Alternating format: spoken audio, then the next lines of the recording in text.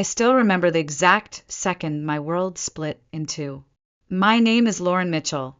I'm 34, living in Boulder, Colorado. By day, I'm the CFO of a luxury interior design firm. By night, I'm the wife of Brandon Mitchell, the man I met in college, married for 6 years and loved for 11. I used to believe nothing could destroy the bond we had. Until that morning. It was early. The soft golden light of the Colorado sunrise poured through our bedroom window as I stood in the bathroom brushing my teeth. The faint hum of the shower behind the frosted glass door masked the sound of my quiet breathing. Brandon had left his iPhone on the marble sink, something he almost never did anymore. As I reached for a towel, the screen lit up. A message preview popped up in bright white text against the dark screen. Can't wait for the weekend. Grand Lake. The silk set. Counting the hours. My hand froze midair.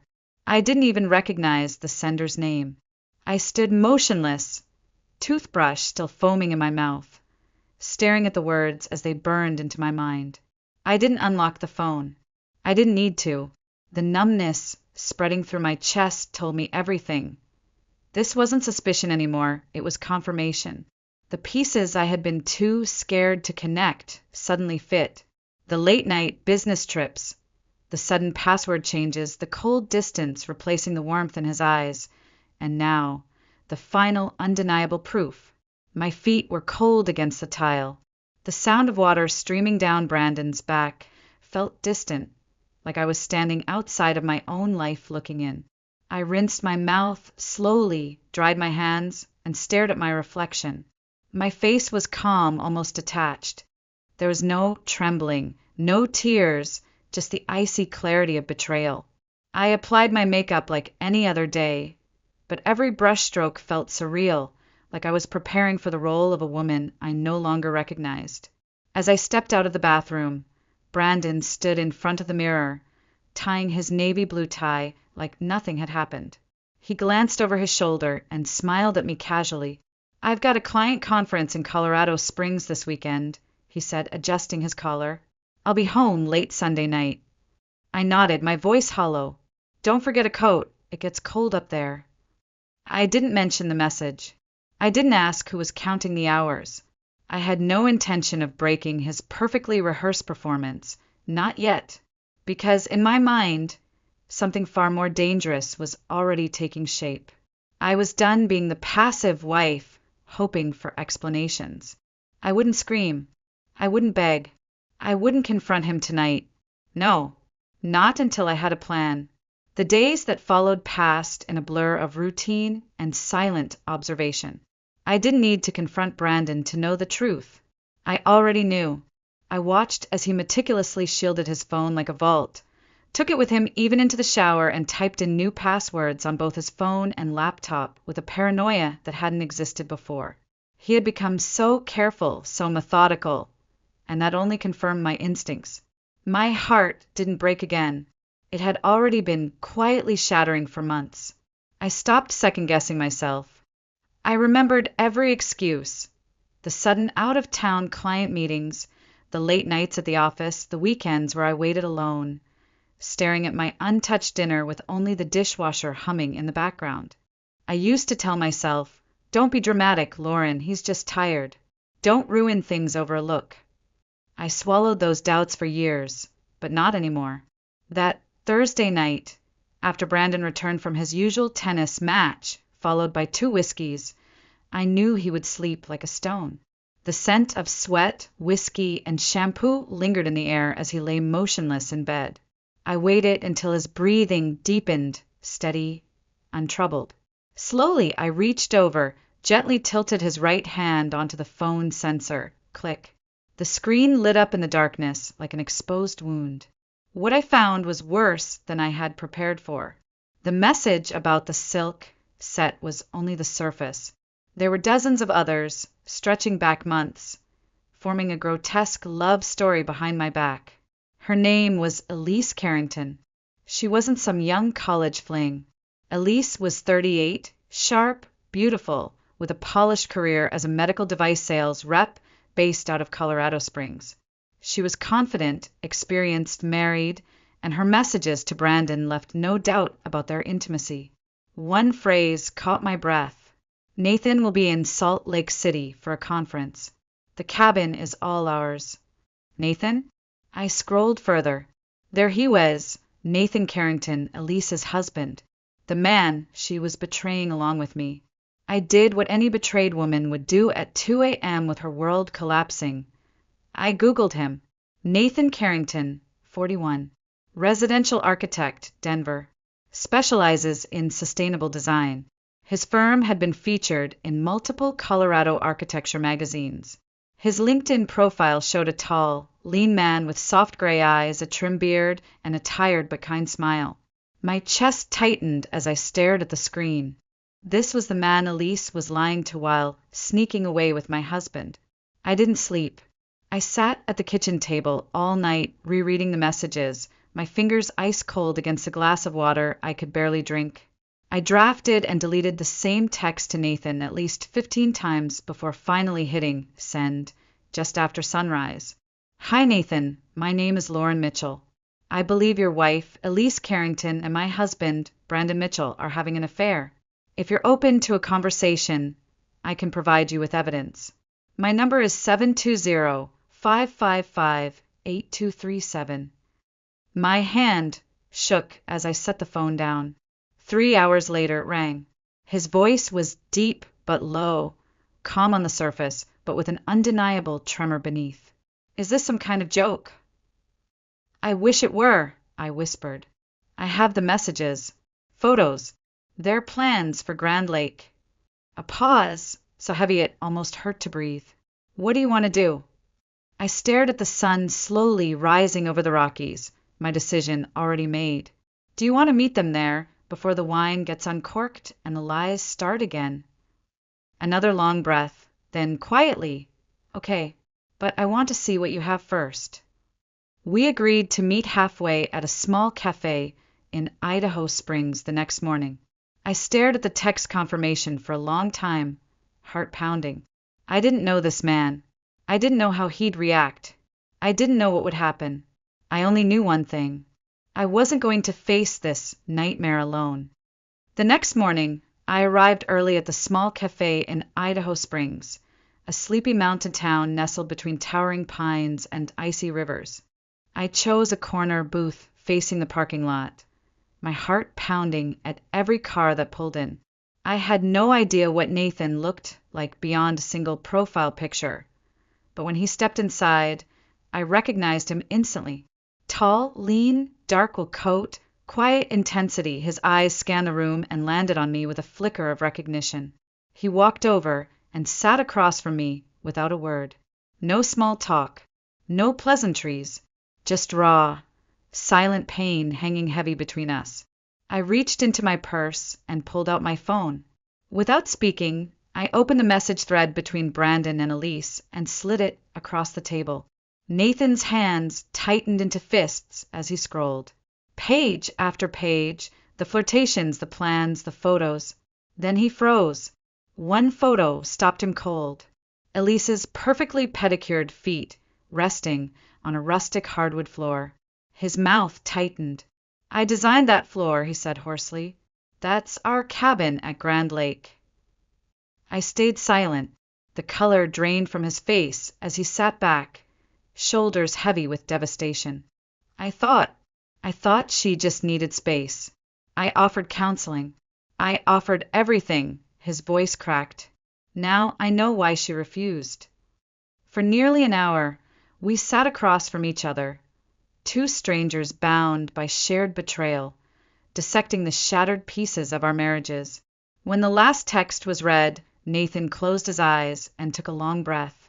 I still have a spare key to the cabin. Elise doesn't know I kept it. I nodded slowly. Brandon thinks I'm going to a financial conference in Aspen this weekend. He has no idea I'm anywhere near Grand Lake. Nathan stared at me, his face hardening. Then we get there first. No screaming, no drama. We let them walk into the truth they've worked so hard to avoid. A slow, almost grim understanding passed between us. There would be no yelling in the streets, no throwing punches, no humiliating social media posts.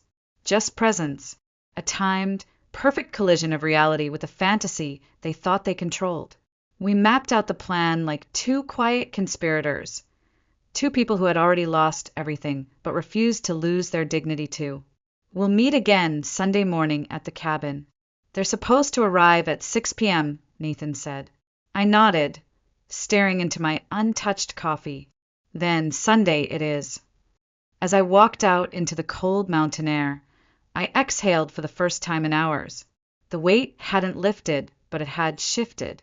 For the first time since I saw that message on Brandon's phone, I felt something stir in me that I hadn't felt in weeks. Control.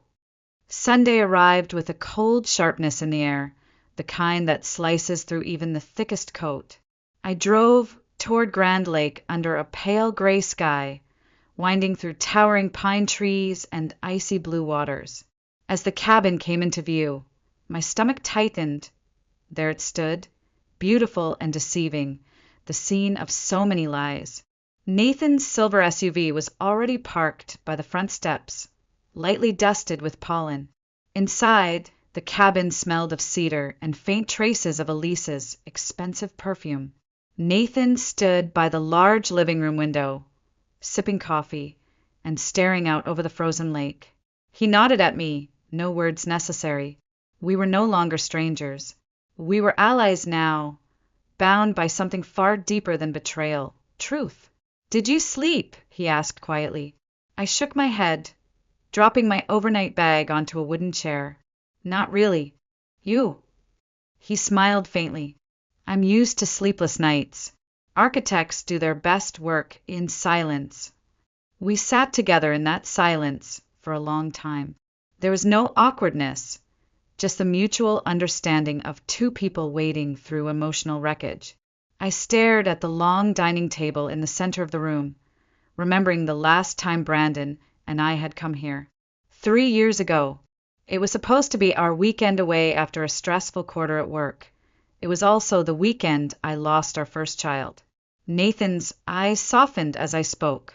This place holds every kind of memory for me, good, terrible, all mixed into the same walls. He nodded, his voice distant. Elise wanted kids too. After 2 miscarriages, she stopped bringing it up. I thought it was grief. I never thought it was someone else. Neither of us cried. There was only the soft hum of the electric heater and the faint wind brushing past the trees. Do you think we're going too far? I whispered. Nathan shook his head firmly. If this was revenge, yes. But this is exposure. It's a mirror. They wanted to play pretend. We're here to remind them that they don't get to rewrite reality. I nodded, swallowing hard. He was right. Together we prepared the space, like staging a performance. Nathan wiped down the long oak table where Brandon and Elise had once planned their secret work weekends. I uncorked a bottle of Elise's favorite Cabernet from Nathan's car and set out for crystal glasses, the same kind Brandon insisted on bringing to relax like civilized adults. 2 chairs were angled perfectly toward the door, forcing Brandon and Elise to face us the second they walked in. The lights were dimmed to a soft amber glow, not harsh enough to provoke anger, just bright enough to catch every micro-expression when the truth arrived. How do you think they'll react? I asked as we stood back and admired our chilling work. Nathan exhaled slowly. Elise will cry. Brandon, I don't know. Rage? Denial? Maybe bargaining. But what I do know, he's not ready for both of us. The hours crawled by. We talked, not about the betrayal, but about ourselves, the people beneath the armor heartbreak had forced us to wear. I told Nathan about Brandon's canceled family vacations, the late-night Uber rides to neighborhoods 40 minutes away, and the gut-wrenching self-delusion I had forced myself to believe. He must have just stopped at a bar with friends.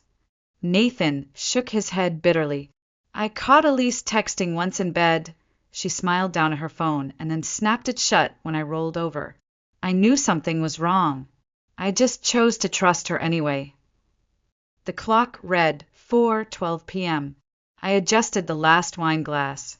Less than 2 hours. Are you scared? Nathan asked. I stared at the dimming lake beyond the window. I'm not afraid of the truth. I'm only afraid that I might forgive the unforgivable. He looked at me solemnly and nodded. I'll remember that. We stepped out onto the porch, the cold air stealing our breath. The lake was still, an eerie glass sheet reflecting the darkening sky. Time itself felt frozen. At 5:57 p.m., the crunch of tires on gravel echoed through the trees. Nathan stiffened. I said nothing, only nodded. A black SUV pulled up, headlights cutting sharp lines across the dark wood exterior of the cabin.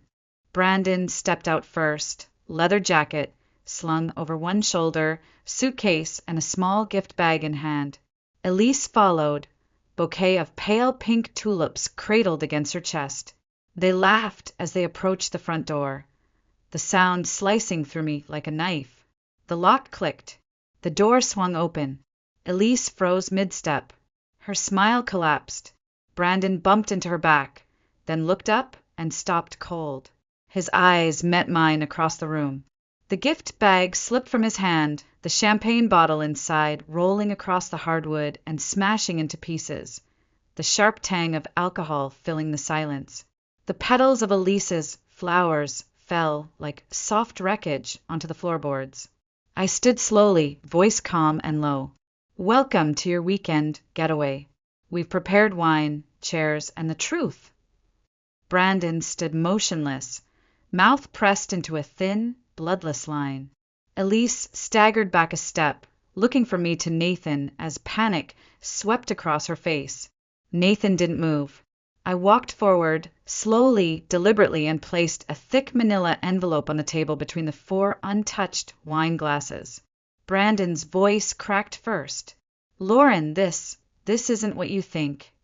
I tilted my head, eyes cold and sharp. Then what is it? The texts? The hotel receipts? The Uber trips to her neighborhood? Are those not what I think either? Nathan stood beside me, his voice a low growl. And what about me, Elise? You told me you were going to a women's leadership conference. You even texted me, "Good night, I miss you," before turning your phone off. Was I imagining that too? Elise crumbled into the nearest chair, hands covering her face. Nathan, please what? His voice hardened, distant now. Please don't stand here and look at the ruins of my marriage. Please don't see what you've been doing in the very cabin I designed with my own hands. Brandon lunged forward, flipping open the envelope. Printed texts, screenshots, photos, a copy of the company event roster showing both him and Elise present at a guys-only weekend trip. His eyes reddened as he threw the pages down onto the floor. You were spying on me? I stared directly into him. I verified the truth because you spent so much energy hiding it. You left me no choice.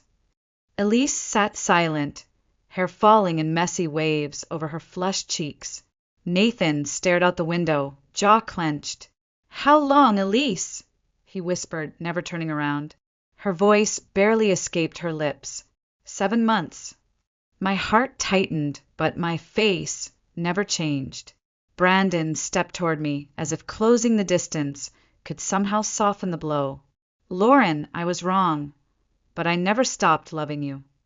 I stepped back sharply. If that's what you call love, dragging another woman to the same cabin where I lost our child, you can keep it. The air collapsed into suffocating silence. I stared hard at Brandon. You can leave now or sit and hear the rest. Either way, there's nothing left to salvage here. Nathan turned slowly from the window, weary and broken. I need air. I nodded. So do I. We stepped out into the icy wind, walking side by side down to the shoreline without speaking. I don't know how long we stood there, 2 strangers who had been handed a grief neither of us asked for. The dark water reflected the moonlight, as still and indifferent as the sky above. When we returned, Elise and Brandon remained seated where we had left them, no longer speaking, not even looking at each other. I walked to the table and placed a second folder down in front of Brandon. Nathan, you may want to hear this too. I glanced up at Elise. You might not know this, but 6 years ago, Brandon accumulated over $42,000 in gambling debt. His parents paid it off behind closed doors to protect his career. I had to separate our finances, not out of suspicion, but because I saw firsthand what he was capable of hiding. Brandon stiffened, his face twisting. That has nothing to do with tonight. I narrowed my eyes. Doesn't it? You cheated and then tried to rationalize it by calling me distant, cold. But you forgot to mention to your mistress that I've been paying this cabin's mortgage by myself for the last 3 years while you lied and played poker with your friends in Colorado Springs. Brandon's head fell forward, silent and ashamed. Nathan looked straight at Elise. And you told me the bank delayed the loan for the roof repairs, but you wired nearly $10,000 to a rehab center in Spokane. The recipient, Jackson Carrington. That's your brother, isn't it? Elise looked up, pale and exhausted. I didn't want you to worry. No, Nathan said firmly. You didn't want to tell me the truth. His voice softened, bitter and hollow. You've been living 2 separate lives for months. One with me, one with him, both built on lies. The room fell into absolute silence. I nodded slightly. You two have never even been honest with each other, and certainly not with us. Elise broke down completely. I never meant for it to go this far. I stared at her coolly. But you let it. And now you don't even have the courage to admit it out loud. Do you know what hurts more than betrayal? Realizing that the person you loved isn't even brave enough to admit they did it. Brandon's eyes were rimmed red. I'm sorry, Lauren. I truly am. I stared back without flinching. Sorry doesn't change the truth. Love, if it ever existed, can't save a marriage that has already rotted from the roots. Nathan stood no longer angry, just exhausted. Elise, he said, do you know what hurts the most? It's that you never once considered telling me. You just decided for both of us. Elise hesitated, trembling. There's something I haven't told you yet, Nathan frowned. What? Elise's voice cracked as she whispered, barely audible. I'm pregnant. The room froze. Time itself seemed to stop. Brandon stood, stunned. What did you just say? I found out last week. I was going to tell Brandon this weekend. She turned slowly to Nathan, her eyes pleading. But it's yours. I'm sure. Brandon and I always use protection. Nathan staggered back like she had struck him physically. The baby's mine? Elise nodded, biting back tears. Yes. For the first time, I felt completely numb. I couldn't speak. I couldn't think. The one outcome I had not prepared for. An unborn child. Brandon's face twisted in disbelief. You're saying you cheated on me and you're pregnant with his child? Elise's tone turned cold, suddenly fierce for the first time. I never lied to you about my feelings. I was wrong, but at least I never lied about what I wanted. Nathan turned away, fists clenched in silent agony. I looked at Brandon and finally found my voice. This is over. I reached into my bag and pulled out the final folder. This is the divorce petition. All the financial documentation is complete. My attorney has already reviewed everything. I'm giving you the option to sign now or later. I will not change my decision. Elise collapsed back into the chair, instinctively wrapping her arms around her stomach. Nathan, his voice hollow, stared at her. I'll need time to process this, but if you are keeping the baby, I will take responsibility. The child isn't at fault. I nodded slowly. That's the only decent thing any of us can do tonight. The silence that followed was oppressive, thick, heavy with the weight of everything left unsaid. I stood, calm and steady, watching Brandon slump back into the chair across from me, defeated. Elise sat motionless, one hand protectively resting on her stomach. Nathan stared at the floor.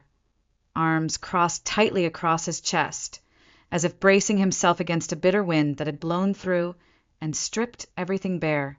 I turned to Brandon, my voice quiet but firm. "If you have anything else to say, say it now." He raised his head slowly, eyes hollow and drained of the arrogance they once held. "Lauren, we had so many good years. We built a life. Does all of this really have to end?" I tilted my head, studying him like a stranger. "You're right, Brandon. We had so many good years, and you chose to gamble them away for cheap thrills, for a secret life that you couldn't even fully commit to. You've answered your own question." Nathan exhaled, shoulders heavy with exhaustion. "I'll be in the car." He turned toward me. "Lauren, if you ever want to talk after this, you know how to reach me." I nodded, grateful for his quiet strength. Elise stood awkwardly, wringing her hands. "I know I don't deserve forgiveness, but I never thought it would go this far." I locked eyes with her, my voice calm and crystal clear. The most dangerous people aren't the ones who admit they're bad, they're the ones who convince themselves they're good, even while they lie and betray the people who love them. Elise froze, her mouth slightly open, unable to respond. I pulled a pen from my coat pocket and signed the final page of the divorce documents. As I placed the pen down, I realized something deep inside me had shifted. I felt lighter than I had in years. Not happy, not yet, but free. Brandon sat in stunned silence. I took one final look at him, the man I had once trusted with my entire future. "Good luck, Brandon," I said softly. "You're going to need more than that." Without waiting for a reply, I left. Nathan was waiting at his car, engine running. As I climbed into the passenger seat, neither of us spoke. The sound of gravel crunching under the tires as we pulled away was the only sound that filled the cold night air. We drove down the mountain roads in silence, the dark forest sliding past the windows like shadows fleeing from the rising moon. At the edge of Grand Lake, Nathan glanced over at me. "There's a diner in town. Nothing fancy, but their chicken soup isn't bad. You hungry?" A small, broken laugh escaped me, the first genuine sound of relief I had made in weeks. "Starving." We sat side by side in the warm, yellow glow of the tiny mountain diner. The waitress, unaware of the wreckage we had just walked away from, smiled and poured steaming bowls of soup. We didn't talk about Brandon or Elise. We talked about other things. Nathan's abandoned dream of going to pastry school, my own dream of opening a bookstore cafe in Santa Barbara, a dream Brandon had dismissed as unrealistic. After dinner, Nathan walked me to my car. "We've walked through the worst night of our lives together," he said quietly. "We don't owe each other anything, but I think we found something rare. A friend who understands." I nodded. "A friend who gets it without needing to say anything." We shook hands, no lingering glances, no promises, just a mutual understanding. I watched him disappear into the night, and for the first time in a long time, I felt steady. 6 months later, I stood on the balcony of my small beach house in Glenwood Springs, Colorado, a cup of hot tea warming my hands as I watched the waves of the nearby lake crash softly against the shore. The early morning mist drifted across the water like soft whispers of a past life I had finally let go. The divorce had been finalized within 2 months. Brandon didn't fight. I think he knew dragging it out would only make him lose more. I had secured the majority of our joint assets, including a one-time buyout for the Grand Lake cabin, which I later sold back to him. I had no interest in keeping a house filled with ghosts. I heard through old mutual contacts that Brandon had quietly lost his shot at a promotion after his boss discovered the scandal at an internal company event. No one publicly acknowledged it, but Brandon's name slowly disappeared from the big projects. He went from next in line for executive director to quietly managing a second-tier team. I didn't feel anger. I didn't feel satisfaction. I felt nothing. A few weeks ago, I received a text from Nathan. "Baby's here. Healthy. A girl. Emotions are everywhere, but we're figuring it out." Attached was a photo of a tiny newborn hand gripping Elisa's finger, Nathan smiling into the camera with a tenderness I'd never seen before. I don't know if they stayed together as a couple, but I do know they finally faced each other with honesty, even if it came too late. As for me, I chose solitude, not loneliness. My small home by the water became my sanctuary. I left the rigid corporate world behind and started working as a freelance financial advisor, helping women recover after divorce, not as some cold numbers expert, but as someone who understood the hollow fear of starting over. I had walked through the fire and come out on the other side. Nathan and I kept in touch. Never romantic, just rare, quiet friendship. A text on Thanksgiving, a quick call, sometimes only a photo of a cabin somewhere with a caption, "Thought you'd appreciate this one." We didn't need more. We had already walked through the longest night of our lives together. One spring morning, I woke up earlier than usual, not for work, not for anyone, just because I wanted to savor the stillness. Golden sunlight spilled into my living room as I curled up in my armchair, a soft blanket over my legs, listening to the distant call of birds and the lapping of water against the shore. My heart no longer felt heavy. I no longer felt like the woman left behind. I had survived, and more than that, I had rebuilt. I remembered the last time I saw Brandon. It was at a financial charity event in Denver.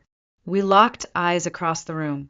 He looked thinner, smaller somehow, like a man still searching for something he'd never find. As I passed him, he softly called, "Lauren!" I turned calmly. "Hello." "You look well," he said, hesitating. "I am well," I nodded. "I just wanted to say, I'm sorry." I gave him a soft, knowing smile. "I know, but you don't have to say it. That's the past. I live in the present now." He nodded and stepped back into the crowd, fading from my life forever. I opened the windows of my house wide every morning. I kept pots of lavender and herbs along my porch. I picked up my unfinished manuscript, started journaling again, and even wrote letters to my younger self, the 25-year-old who believed love meant sacrificing yourself to hold someone else together. I had learned the hardest lesson. Love doesn't last when honesty disappears. Sacrificing yourself for someone who wouldn't do the same only makes you forget your own worth.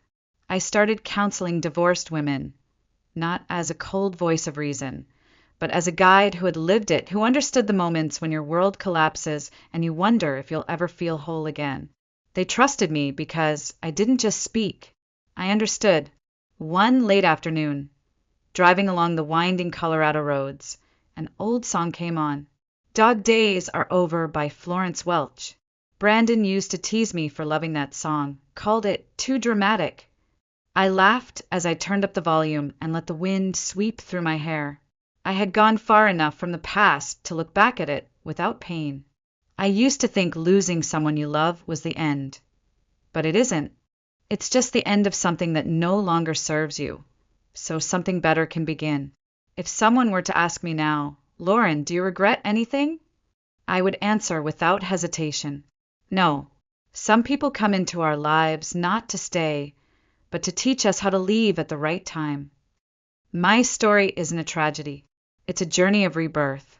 From a betrayed wife to a woman who stood back up, healed, and learned to love herself again. I don't resent the past. I don't seek revenge. I choose peace and a life I own. Every sunrise over Glenwood Springs reminds me, sometimes loss clears the way for something better. And I am so glad I had the courage to walk away when it mattered most.